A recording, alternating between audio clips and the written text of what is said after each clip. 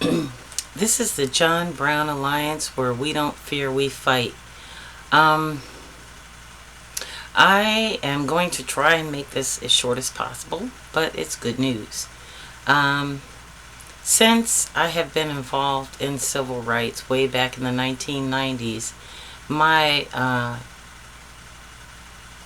thought process and mantra has been for unity, preservation, and liberation of Native American people for the next 7 generations.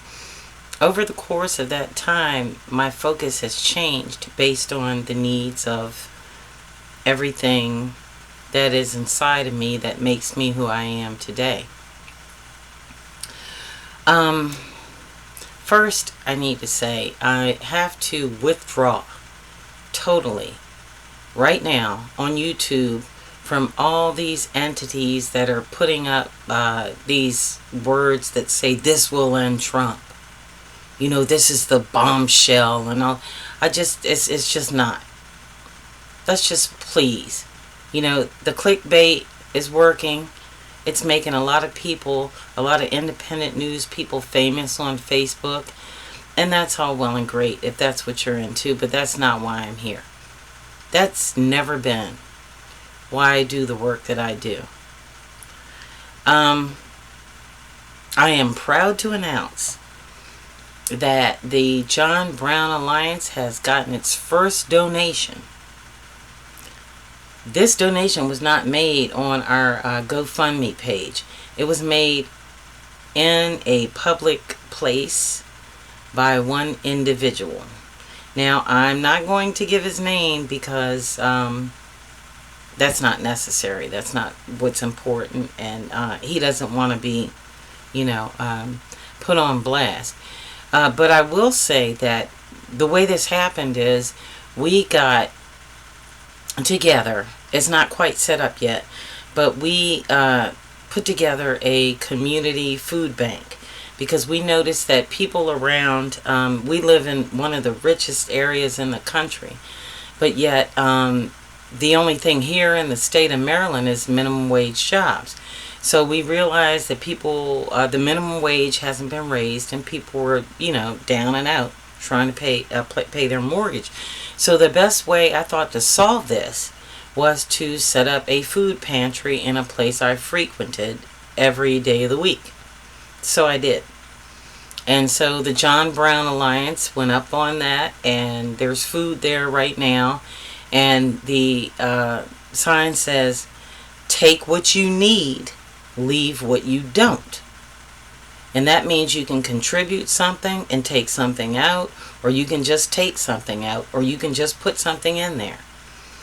But when you go to start a movement, one of the best ways that I've learned through the American Indian movement and the Black Panther Party, as a matter of fact, is if you address the immediate needs, as many of us can, of the individuals that you are trying to talk to and influence,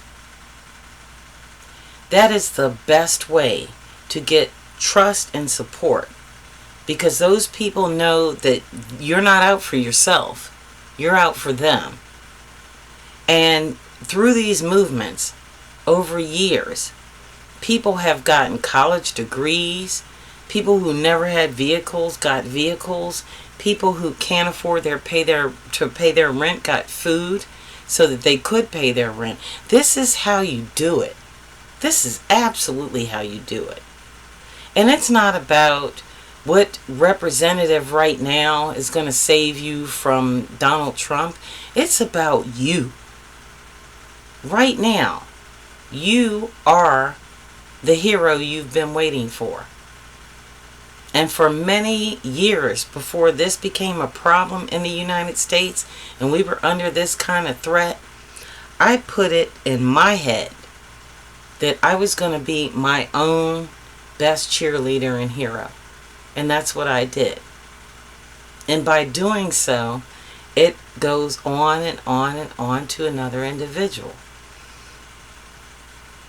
Now, if you're afraid like these politicians are, which I've already given up on almost totally, except for a few like Jamie Raskin,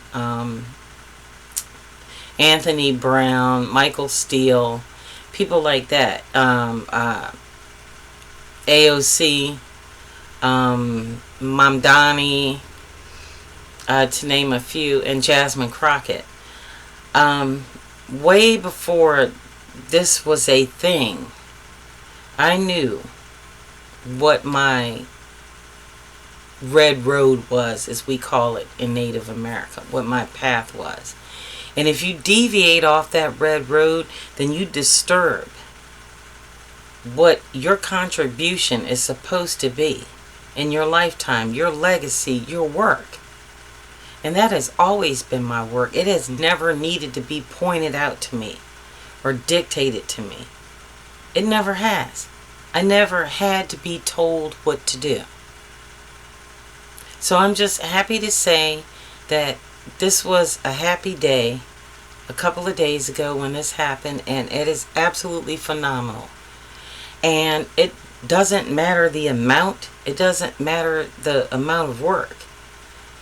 You don't always have to be on camera to make a difference.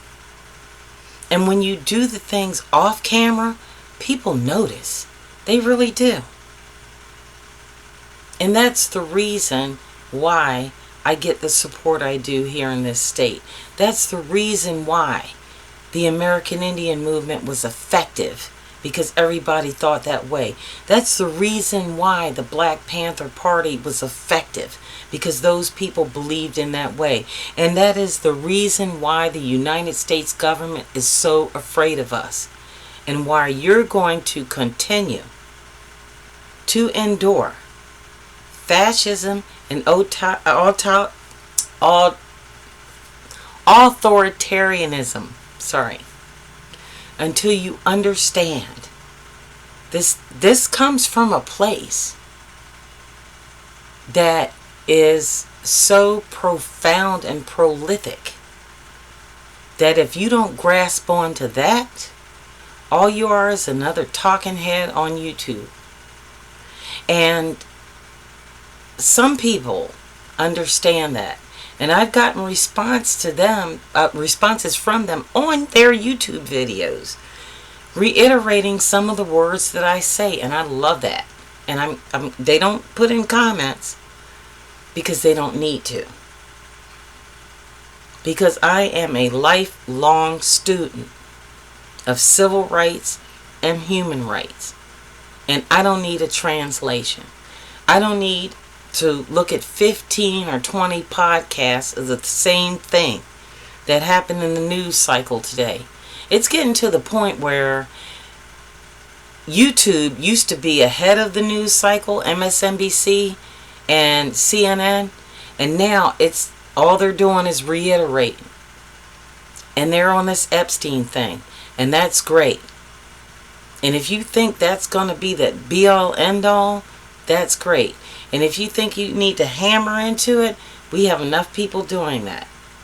The rest of us who have the patience, the tenacity, the organization, the wherewithal to do the other work and not expect clicks, views, and comments, let's do that.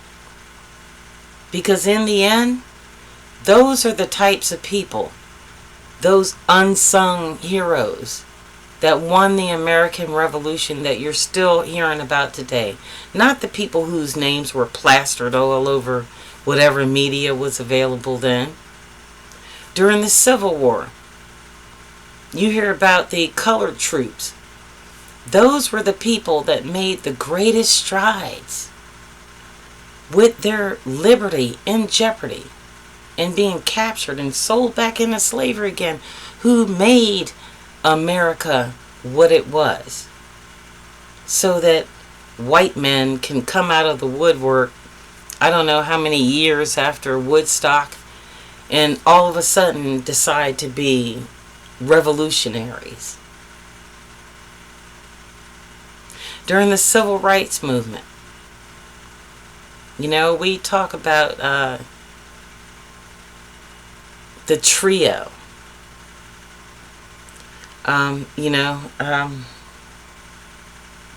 James Chaney, Schwerner, you know, these types of people that died for a movement. They gave their lives. They rode in a car, two Jewish men with one black man rode in a car and were killed by the Ku Klux Klan. We're not talking about that. We're just trying to get clicks on YouTube. That's what we're doing. Like and subscribe. I tell you what, don't subscribe. Because you know what? When this is all over, people like me will do the same exact thing we did during slavery,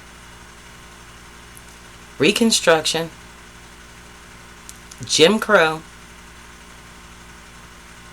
and Donald Trump. We are going to still be here. And many of you still won't have a clue. This is the John Brown Alliance. Happy Wednesday.